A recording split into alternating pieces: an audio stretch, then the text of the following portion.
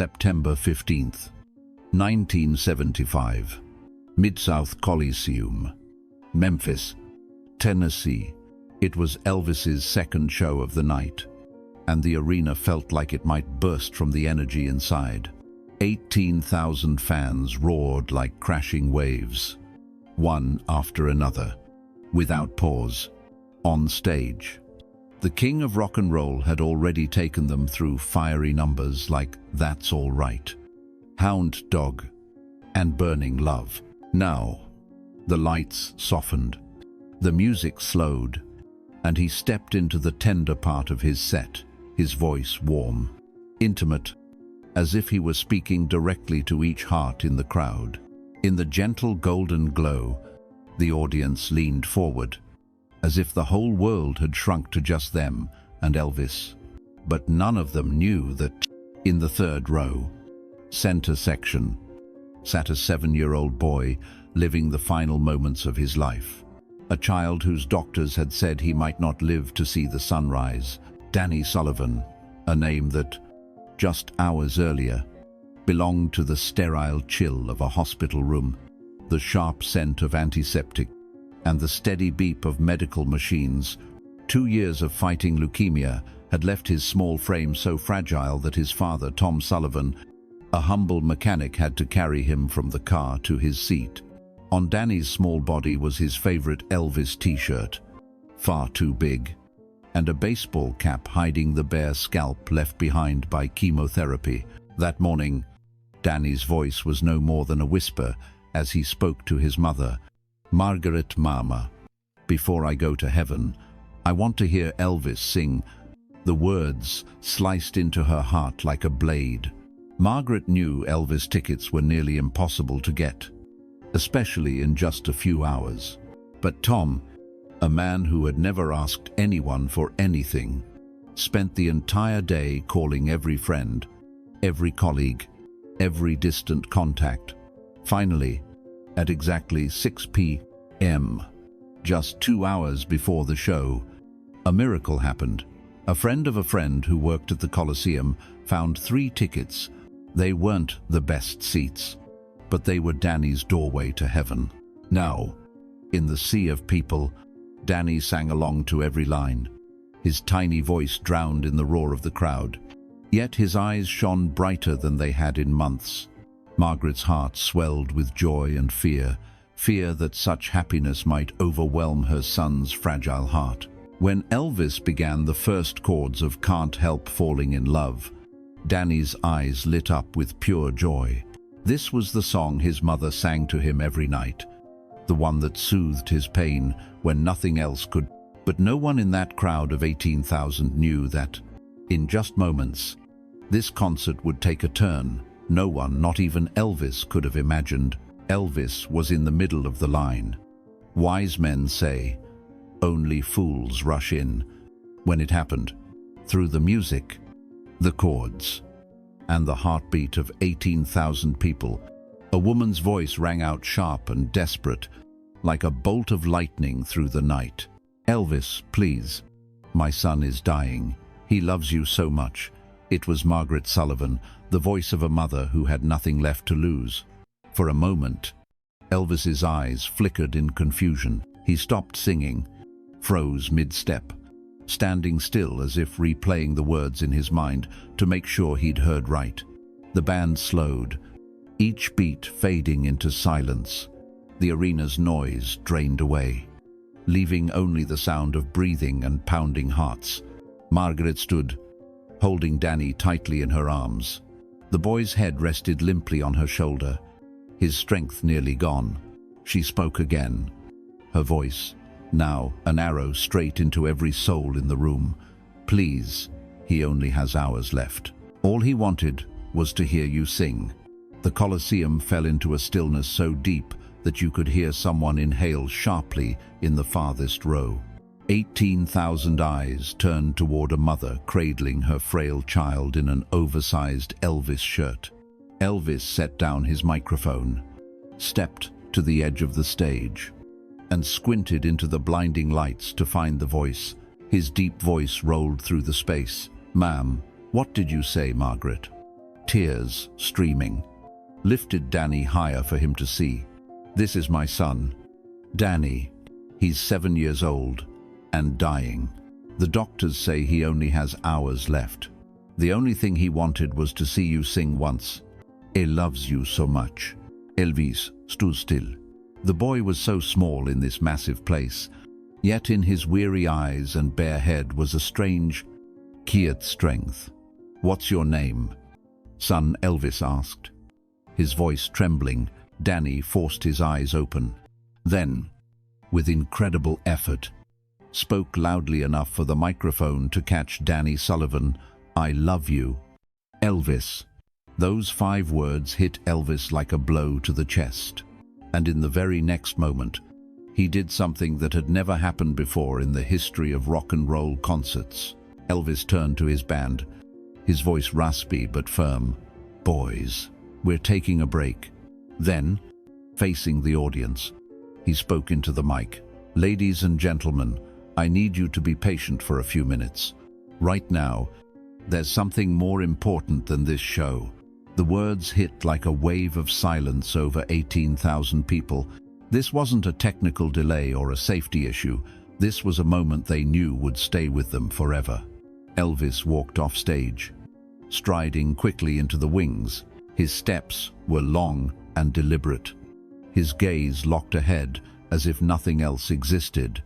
"Joe," he called to Joe Esposito, his longtime road manager, "get that family backstage now." "But Elvis, we can't just stop Joe." Elvis cut him off, his voice loud but thick with emotion. "That little boy is dying. He came here to see me, and I'm damn sure going to make sure he gets more than a glimpse from the 3rd row." Within minutes, security escorted the Sullivan family backstage. Danny was barely conscious now, but his eyes stayed open, as if sensing that something extraordinary was unfolding. They entered Elvis's dressing room. There, under the warm golden light and the faint scent of his cologne, something both beautiful and heartbreaking began to happen. Elvis sat down beside the couch where Danny lay. His smile was gentle, but his eyes held a tremor. "Hey there, Danny. Your mama tells me you like my music." Danny gave a small nod, his lips moving faintly. "I listen to Love Me Tender every night. It helps me not be scared." Elvis swallowed hard. "You know what, buddy? That's my favorite song too. Would you like me to sing it just for you?" Danny's eyes widened, even in his pale, tired face. And for the first time all day, he smiled. Elvis sat on the edge of the couch. No microphone, no blazing lights, no roaring crowd, just a man and a boy staring into the face of fate. And then he sang. Love Me Tender flowed, soft and warm, each note like a blanket draped over Danny's weary heart. About 20 minutes later, Elvis returned to the stage. But this time, he wasn't alone. In his arms lay Danny Sullivan, small enough to seem like a gust of wind could carry him away. The entire arena seemed to hold its breath. There was no wild cheering, no rock concert frenzy, only a sacred, hushed stillness. Elvis stepped to the microphone, his voice thick with emotion, yet steady. "Ladies and gentlemen, I want you to meet my friend, Danny Sullivan. Danny is 7 years old and has been fighting a battle no child should ever have to fight. But you know what? Danny is braver than any of us." Applause filled the room, but it was slow, deliberate, as if 18,000 people were bowing in respect to the boy's courage. Elvis sat down at the piano, placing Danny gently on his lap. Then, he began to play Love Me Tender once more. But something magical happened in those first few notes. Danny, though weak, began to sing along. His small, fragile voice wove together with Elvis's deep, rich tones in a harmony that was both beautiful and heartbreaking. Love me tender, love me sweet, never let me go. And then, something never before seen in any concert. 18,000 fans began to sing along, softly, gently, like a lullaby for one little boy. Not a single eye stayed dry. Tough men wiped away tears. Teenagers held each other close. Parents clutched their children's hands a little tighter. When the song ended, Elvis held Danny close to his chest. He leaned down, whispering something into the boy's ear, words only Danny would ever know. And miraculously, Danny smiled, the first full smile his parents had seen in weeks. Elvis was about to carry Danny back to his parents when something unexpected happened. With trembling hands, Danny slowly removed the baseball cap he had worn to cover the bare scalp left by chemotherapy. He looked at Elvis with an expression both innocent and solemn, and softly said, "For you, so you remember me." He placed the cap on Elvis's head, and in that instant, the king of rock and roll broke down in tears right there on stage. In front of 18,000 people, they weren't the tears of a performer caught in an emotional moment, but the tears of a man witnessing the purest kind of love the world can offer. Elvis finished the rest of the concert wearing Danny's baseball cap. Every song that followed, every note he sang, felt like it was dedicated solely to the little boy in the front row, cradled in his mother's arms. There was no longer a barrier between artist and audience, only hearts beating together in unison. When the concert ended, Elvis didn't rush off stage. Instead, he spent another hour in his dressing room with the Sullivan family. He signed photographs, gave Danny one of his signature scarves, and promised to visit him in the hospital the very next day. But what seemed like the perfect, tearful ending to a beautiful chapter still had one more miracle to reveal. No one among the 18,000 people in the arena that night could have guessed that Danny Sullivan would not die that night. He didn't pass away the next day, nor the following week. Instead, Danny lived for 6 more months, something the doctors called medically inexplicable. No one could say for sure what gave him that time: the overwhelming joy of meeting Elvis, the love of 18,000 people singing with him, or the sheer magic of a dream fulfilled. But Margaret, Danny's mother, believed it was all of those things combined, a medicine no hospital could prescribe. Those 6 months were the most complete of Danny's life. He spent them surrounded by family, attended a few more Elvis concerts, and most importantly, he was no longer afraid of dying.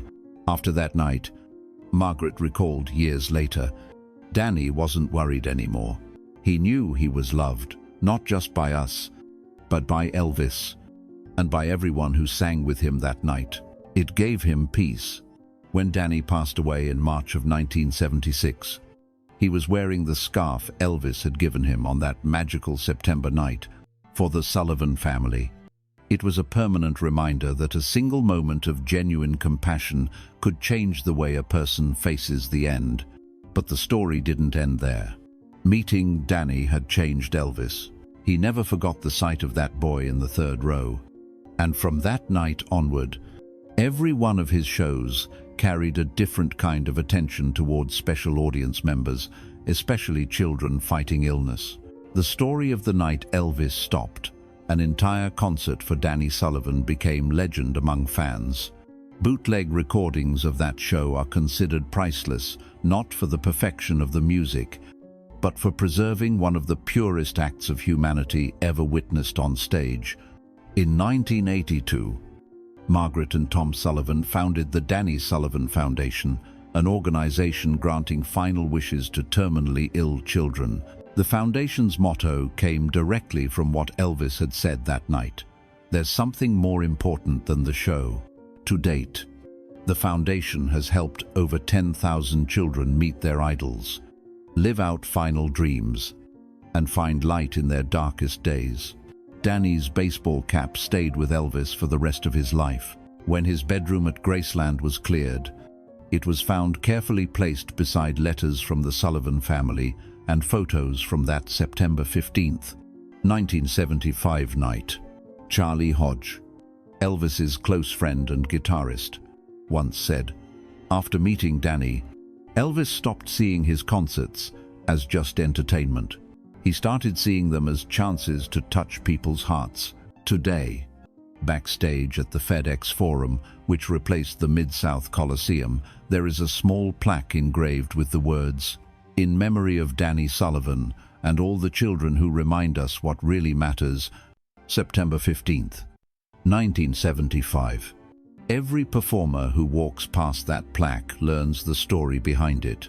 And in doing so, they're reminded, we never know who in our audience might need a miracle.